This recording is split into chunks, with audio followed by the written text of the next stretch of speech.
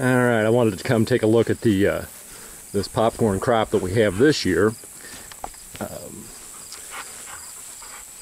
There's, I'm going to say probably in the neighborhoods of 2/10 of an acre here. Not a real big plot, just kind of an oversized garden plot. But we do most all this by hand, with the exception of taking advantage of the tractor for tearing up new ground. This year, this ground was really in good shape, and I was able to pretty much do it with the rototiller before we planted, and then we plant it by hand as well.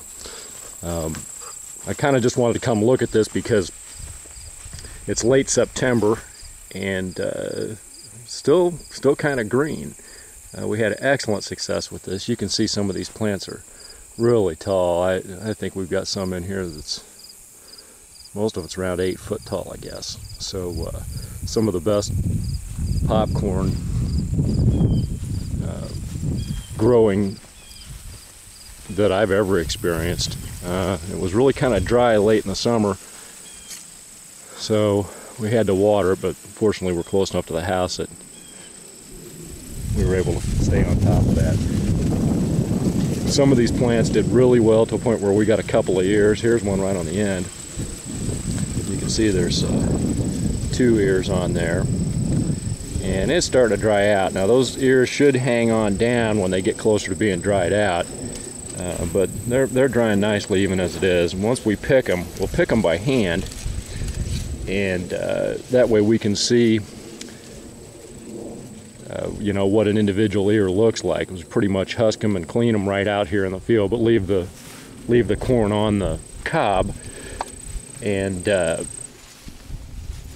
we'll take it in and let it dry just a little further. Now see, here's some that's starting to hang down. That's a pretty good ear here. You can see the popcorn in here, and can't tell where my camera is. Yeah, there we go. And so anyway, that's nice. I expect we're going to get maybe 1,000, 1,200 ears out of this.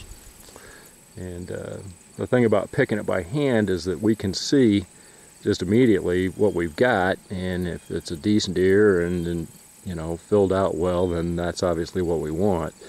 If we have some that has any pest damage, or the ear just didn't fill out very well, or the kernels are small, those we pretty much will just discard right away. So it's quite a bit different production than,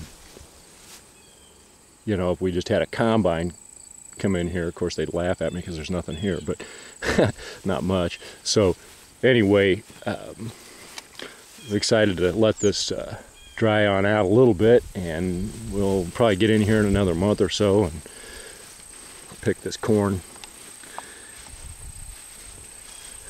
Real pleased with this year.